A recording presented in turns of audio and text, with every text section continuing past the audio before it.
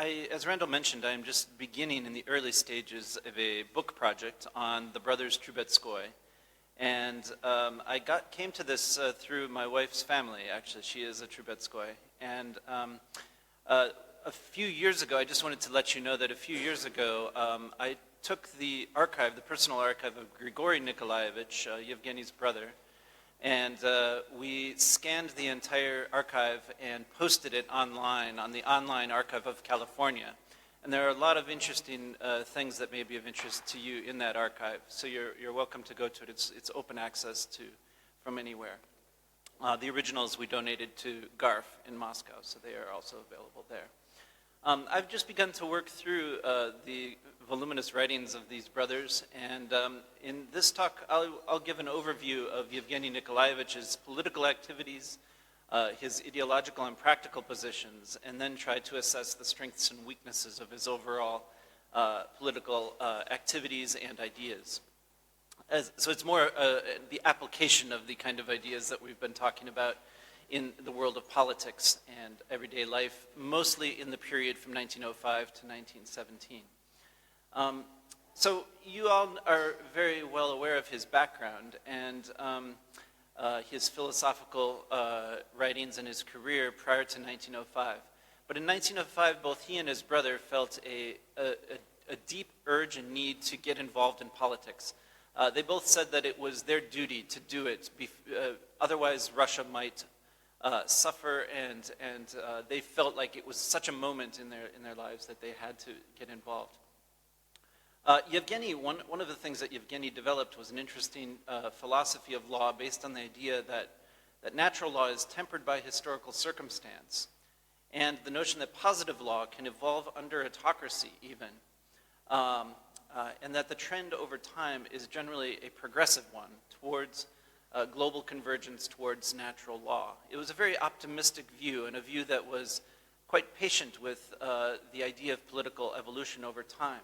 So it was a bit of a surprise, given the brothers' inclinations, their attitudes, their philosophies of law, that in 1905 they would both become enthusiastic proponents of revolution. Part of this is because of the neo-Kantian underpinnings that they both shared in, and the notion that revolution could be justified in order to bring natural law into the existing political system as evolved over time. That was a theme that Evgenii in particular developed. So in 1904 and 1905 in the revolution, both of them moved sharply to the left and became involved in politics. Evgenii quickly became one of the founders of the Constitutional Democratic Party, the Kadets. But quickly after the revolution, after the October Manifesto was issued and the new constitutional regime was declared, he left the party already in late 1905. But his relations with the Cadet Party remained very close, and there was a great deal of mutual respect between the Cadets and Evgenii. The reasons why he left were several. He didn't like party discipline.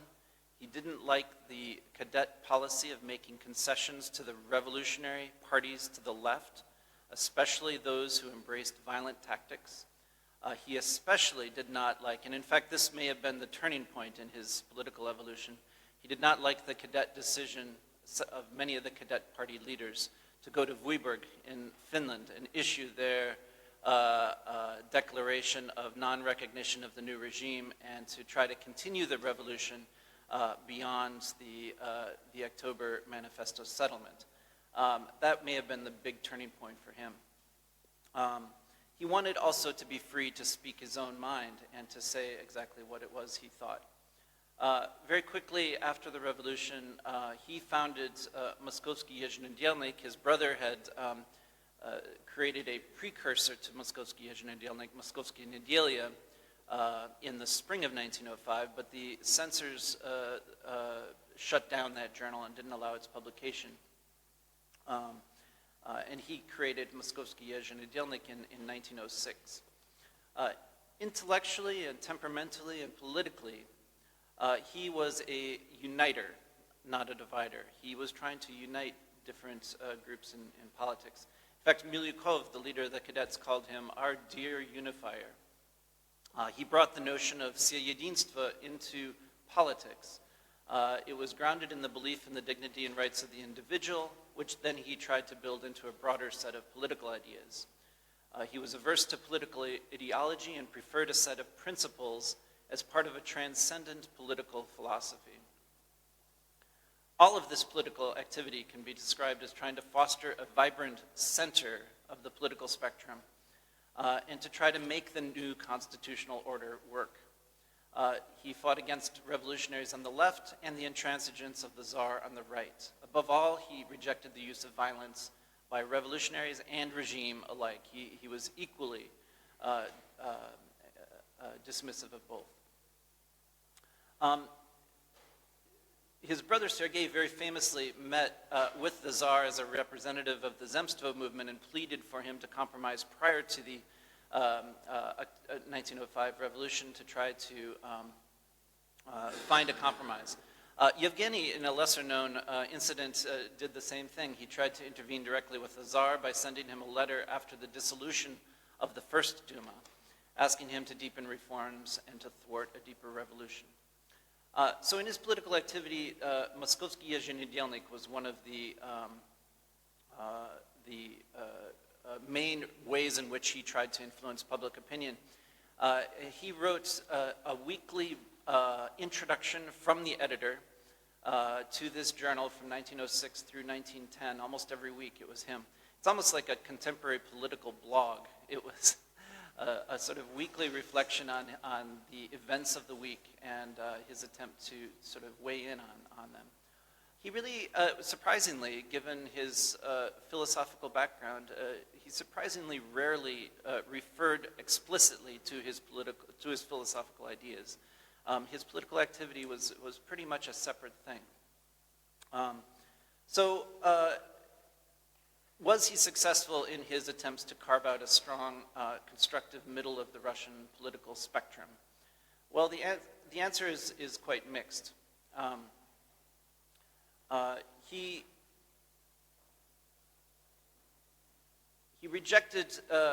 consistently rejected the Octobrists for their lack of opposition to what he called government terror, to their use of field court-martials in the attempt to suppress the agrarian violence of the revolutionary era. He also fundamentally rejected the cadet alliances with the left. And he did not think this was really a matter simply of political tactics.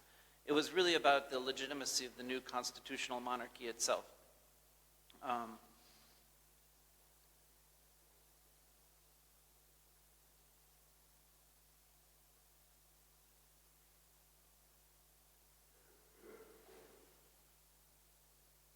So he saw the government after 1905 not as an enemy, as many on the left were beginning to see it, but rather as a crucial barrier against anarchy. He saw anarchy and the collapse of order as something that could not only undermine culture, but also the rule of law and the prospects for the new, what he called a constitutional regime itself. I would just mention personally that this read of the revolutionary era as something that really was fundamentally about state collapse and restoration rather than the actions of purposeful revolutionaries is something that has been central to my recent work on 1917, and I find it to be really quite prescient that already in 1905 Evgenii really noticed and focused on this problem as the core problem of the era. So the strength and the weakness of this approach was to emphasize the moral and religious grounding of his principled vision of a center party. He repeatedly stressed that the party that he created, the Party of Peaceful Renewal, the Party of Obnovlenia, was more principled than other parties, that it did not under any circumstances sacrifice the dignity and rights of the individual to larger social or nationalist aims. He insisted that the rights of man were not just a legal matter, but had to be grounded in moral and religious underpinnings. This was not, in his worldview, Christian-centric or Russian-centric. other faiths and nationalities could find their moral compass and path to individual rights through their own systems. So in this sense, his political vision was more compatible with the Kadets than by any other group by far. The difference was his insistence on religious underpinnings for his politics of individual self-expression and rights. Although in contrast to his colleague Sergei Bulgakov, he did not call for the creation of an explicit Christian Democratic Party in Russia, he was a leader in grounding his political views in Christian ethics. In 1917, when everything fell apart from May to November, it was no coincidence that he turned his primary focus from active politics to co-chairing a secular committee in the Great Sabor that ultimately restored the Patriarchate. So in most senses, he was a uniter, trying to transcend differences and bring people together to make the constitutional monarchy work. But he was also, in some sense, a divider who inhibited the formation of a strong and united opposition. Milyukov, Struve, Kovalyevsky, who was the head of another party in between the Kadets and the Octobrists, the Party of Democratic Reforms, and Guchkov, the leader of the Octobrists, all expressed their frustration with him on a day-to-day working basis. As with his arguments with Solovyov, he argued consistently with the Kadets. He agreed with on 90% of the most important issues. He liked to provoke, and especially to try to push those who were close to him on the political spectrum, and to try to push them to a fully democratic, fully liberal set of views. He frequently and sharply condemned the Octobrists for being too close to the government and the Kadets for not condemning the revolutionaries. He often proudly noted in his articles on the Party of Peaceful Renewal that his party was less compromising than the other constitutional parties. The enthusiasm he expressed for the Club of Independent Duma deputies immediately after the October Revolution, the 1905 Revolution, likewise reveals his inclination toward trying to transcend politics, to stay above the fray. And this was, in some sense, quite damaging. In forming a separate party, the Party of Democratic Reform, he removed himself from the interior of the Cadet Party, where he might have been able to exert more influence and turn the Cadet Party in the direction that he wanted to.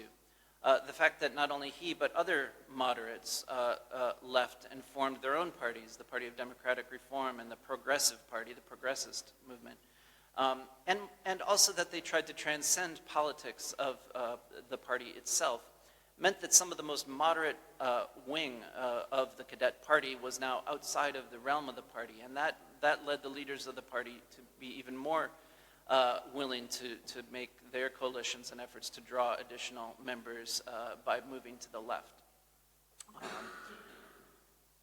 So there was some I think there was a negative side to this attempt to transcend party politics and to stand outside of it. As the years went by, he kind of drifted a little bit more towards the Octobrists, away from the Cadets. But he also was so, his articles were so sharply critical of the Octobrists that there was no question that he could ever actually join their party and engage in party building. Having lived through the 1990s, this aversion to party building and the decision to create a separate moderate constitutionalist party is something that is particularly meaningful. I think we all lived through and saw the inability of the moderates and the liberals to come together and to work in the same party. And the differences really, in hindsight, the differences between these parties perhaps were not as large as they might have seemed at the time. So I'd like to say a few words about another aspect of his political engagement, and that is his patriotism, his nationalism, and his views on war. One of the distinguishing characteristics of the Trubetskoy brothers was their patriotism. And Randall Poole's superb article in Kritika on Evgenii's nationalism lays out how complex his views were in his search for a liberal form of Russian nationalism. His vision was of a liberal, popular Russian patriotism that carried no hatred or resentment for others, but rather had a a deep respect for other national cultures. He contrasted this version often to official Russian nationalism, especially as it developed before World War I. And he engaged in polemics with the people very close to him, Struve, Ern, Bulgakov, and Berdyaev, on these kind of issues. And it showed that these polemics showed that he had a much more critical view of nationalism than they did. It always had to be constrained by moral and legal principles, according to Evgenii. He strongly opposed viewing the state as the highest principle, as sometimes Struve sometimes expressed it, and they had numerous polemics on these issues. In a popular published lecture in December 1914, Evgenii Nikolaevich linked the war aim of conquering Constantinople to his family's affinity for the notion of Sophia, divine wisdom. His notion develops the idea of a free association of nations united in their Christianity.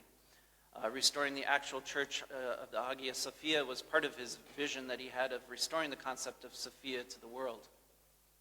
He argued that World War I could be an emancipatory war for the Slavic nations, and perhaps others too, but he really focused on the Slavs. In the world of a new, free Slavic and Orthodox nations, Constantinople could be restored as a spiritual beacon.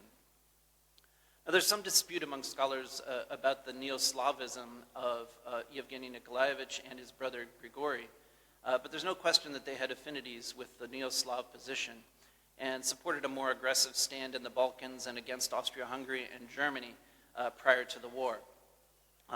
Dominic Levin argues that for Grigori, this was a means to maintaining a balance of power. Evgenii left foreign policy almost entirely to his brother in Moskovskii ezhenedel'nik, so it's not quite clear to me yet whether he shared this approach. But he was also chair of the Society of Slavic Culture, and he seems to have, in that role, he seems to have taken a big, large, big tent approach, and he pretty consistently saw Pan-Slavism as something more than a realpolitik response to Pan-Germanism. But in the opening issue of Moskovskii ezhenedel'nik in 1909, he noted that the right Kadets and Octobrists really could not speak with each other on most issues, but the Slavic issue was one that could unite them all. He denounced the government bitterly for treating the Slavic movement like an internal enemy, and denounced the government for censoring articles and closing down gatherings if too much enthusiasm was expressed. And he was referring to his own meeting that was closed down when criticism of the government was expressed. It uses the Slavic issue as an example of how the government was undermining support for itself by refusing to allow civil society and declaration of national sentiments to be expressed freely. So he saw the Slavic issue as a way both to pursue a reconstruction of Europe and perhaps the world along national lines in a way that was very forward-looking in some sense. It looked a little bit like Wilson's vision for the rest of the world in the post-war world. And on this issue of his Pan-Slavism, I should note that he and his brother were very unique in their attitude towards Poland. They proposed, and in fact, Grigori wrote the declaration to the Poles at the beginning of World War I. They sought reconciliation through a project of autonomy within the Russian Empire. So their ideas on Pan-Slavism could be seen as consonant with Evgenii Nikolaivich's broad and generous approach to nationality. He fundamentally saw the Pan-Slav movements as emancipatory. Once freed from their empires and allowed to form liberal nation states, the world would be freer and safer. It was kind of a proto-Wilsonian vision for a new world order at its best. But if one reads the voluminous correspondence of the brothers with some of the more extreme Pan-Slavs, and even their occasional arguments with Struve and some of the other liberal imperialists of the time, one doesn't find a whole lot of pushback against those kind of less tolerant and more aggressive approaches.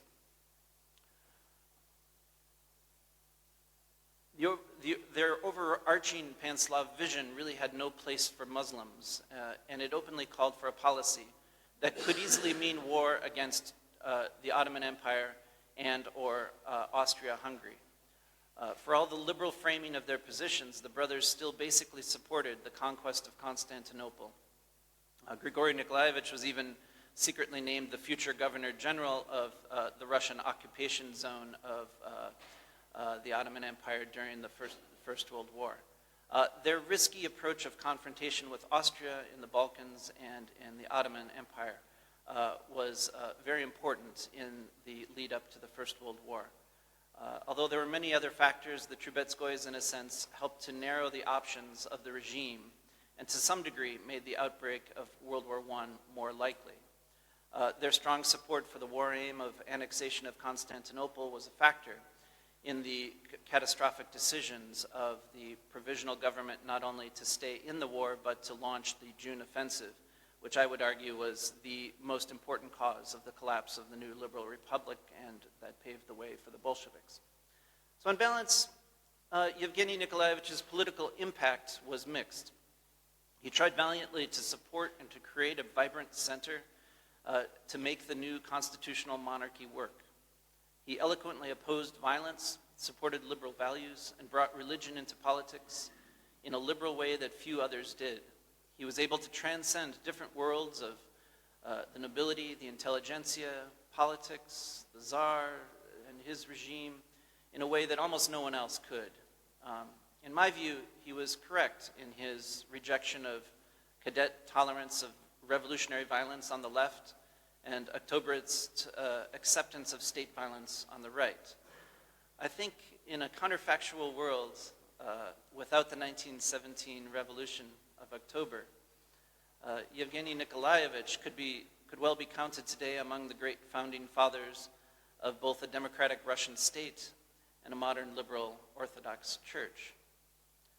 But there were some fatal flaws in his politics. His attempts to transcend rather than to engage in politics of compromise and coalition building may have done more to undermine than to actually build a unified constitutional liberal political force.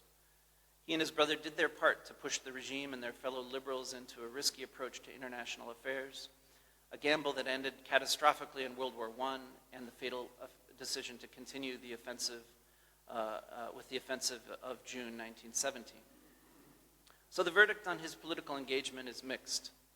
His position was interesting, original, grounded in his Christian philosophical ideals, and I would argue overall correct. Whether it was effective